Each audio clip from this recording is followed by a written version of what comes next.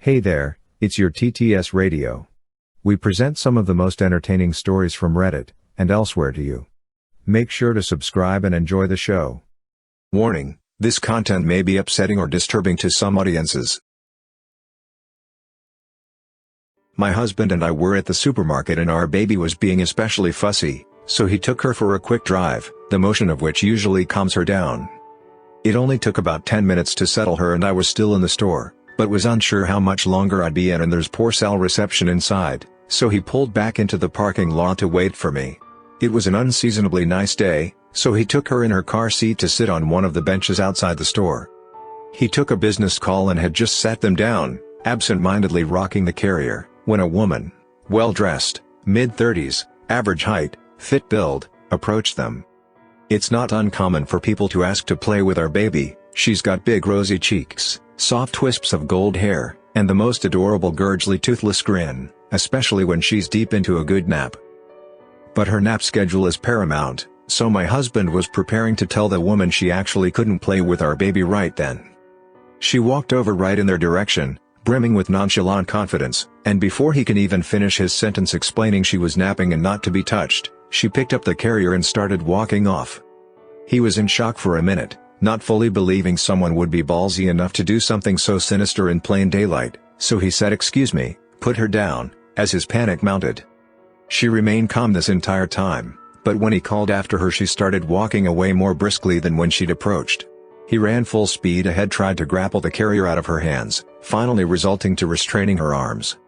This woman yells, "Help, he's trying to take my baby, kidnapping, 911, help," kicking him in the shin and pulling a pink bottle of pepper spray out of her handbag. Of course, no one in the parking lot was clocking the earlier interaction, and assumed he really was a kidnapper, a lone man in a Deadpool t-shirt versus a tiny well-dressed woman. Immediately a man knocked my husband to the ground and was holding him down. He could hear bystanders encouraging the woman to file a police report, but she was doing a very convincing job of acting shaken up and insisted she just wanted to get home. To make matters worse for my husband, she was driving a minivan. He was in a raw state of panic, realizing the entire parking lot had banded together to inadvertently facilitate the kidnapping of our daughter. He was begging and pleading with them, but no one was listening. They just kept screaming at him that the jig was up and he needed to lie still and wait for police and stop terrorizing a young mother. My husband finally had the novel idea to show them family pictures on his phone. But, too panicked to think clearly, this manifested as him shouting, "I have pictures of the baby on my phone." Which, of course, everyone interpreted as him having either stalking photos, or worse, pornographic images of the baby. It was at this point that a man, I can't entirely blame the man considering what he thought was going on, kicked my husband as hard as he could in the ribs. It was at this point I was coming out of the store and I thought he was being robbed by these people. I was yelling for security, so panicked my chest constricted and I could barely get any sound out.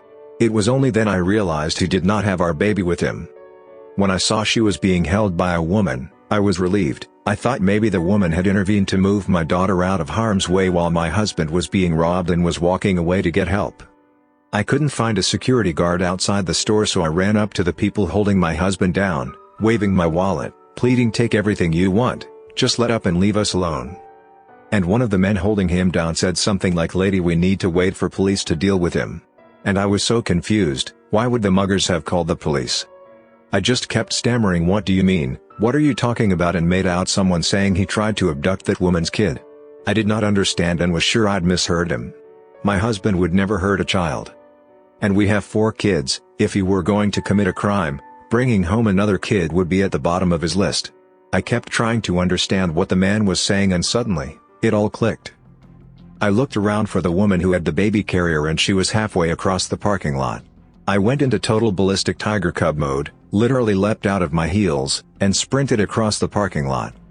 I'm not a UFC fighter, I've never even taken a self-defense class, so all I could think to do was grab the woman by her hair and squeeze her throat with my other hand, which didn't do much. She was getting away even as I grappled with her. Amazingly, none of the other bystanders had yet to connect that my husband was telling the truth and this woman was absconding with my baby. I yanked on her hair as hard as I could, and that was enough to make her drop the carrier. I was so scared and surprised that I actually just threw myself on top of the carrier, covering the entire thing like a blanket, and stayed that way without saying or doing anything else. The woman left. Not one person tried to stop her. Even though she was clearly leaving without the child she claimed was hers, which would be pretty damn incriminating if I'd watched this scene unfold. Within the next couple minutes, police had arrived. After all that, there were still several bystanders who explained it as my husband trying to kidnap the baby. The police, to my horror, assumed that she must not have had bad intentions. The first questions they asked me after getting her description weren't investigative, they were questions thinly veiled trying to convince me not to pursue charges. Still placing blame on my husband. A small sampling. Do your husband and the baby look dissimilar? Is there a chance she thought he was abducting the baby and she was trying to intervene? Could your husband have been doing something inappropriate or violent to the baby that would make her feel compelled to extricate the baby from the situation? Did she seem groggy or confused? Could she have mistaken either of them for her own family members? They spent more time verifying that the baby was actually mine than they concerned themselves with the fact that the baby was not actually hers. My husband had called his brother at that point, who works in an office with a lot of lawyers and connected with one as soon as possible, who gave us the priceless advice to get every officer's name and badge number, to request copies of the store's security tapes right away, and to escalate our complaint higher up the chain if these officers weren't taking us seriously. Finally, we had reason enough to believe we were being taken seriously, and we went home, and both just shook and cried until we had to get our other kids from school. My husband is seething with rage and grappling with a feeling of helplessness from how little he was able to do, and has 2 cracked ribs from when the man kicked him. To the officer's credit, they did ask if he'd like to press charges, but considering the man was genuinely convinced at the time that he was on the right side of intervening in a kidnapping and stayed to talk to police and apologized profusely when the truth became clear, he declined to press charges. Amazingly, and frustratingly, there were still people who stuck around to talk to police who were giving my husband dirty looks, and one man who even implored the police to involve CPS to verify it was really our baby. Parking lot kidnapper, and parking lot skeptics, you better hope we don't meet again. My brother saw a ghost as a kid. 2 decades later, I realized what he actually saw. I was about 7 years old, my brother about 10. It was well past our bedtime when our mom woke up off the couch to put us to bed. Our dad worked construction out of town back then, so it was often just us 3 at the house for weeks at a time. Up the stairs and to the immediate right was our parents' bedroom. Going left put you in the middle of a hallway. Taking another left down that hallway led to my brother's room. The opposite end was my room, which was also across the hall from our upstairs bathroom. At either end of the hallway are window doors we always kept locked and rarely used.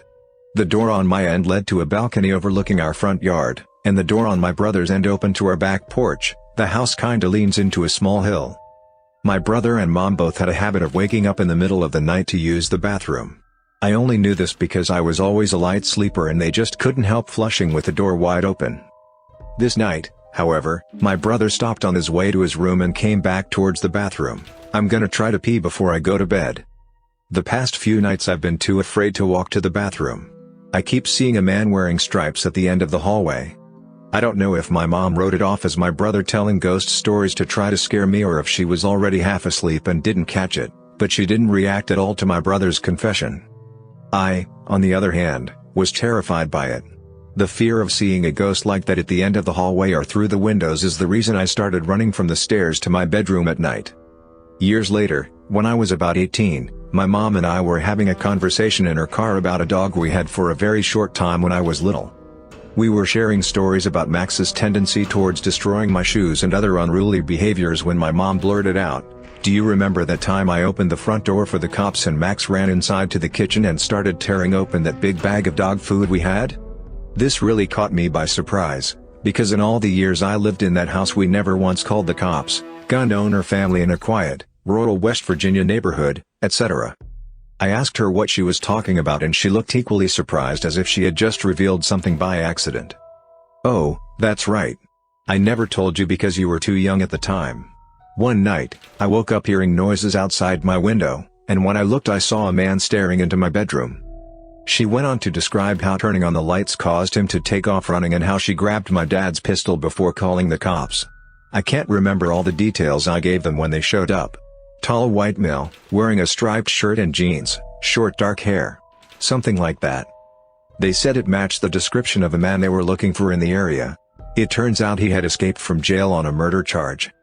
Now, I know it sounds so obvious hearing those two stories back to back, but it wasn't until a few years ago, in my mid-20s, that I pieced together that my brother had unknowingly warned us about a murderer who spent multiple nights casing our home.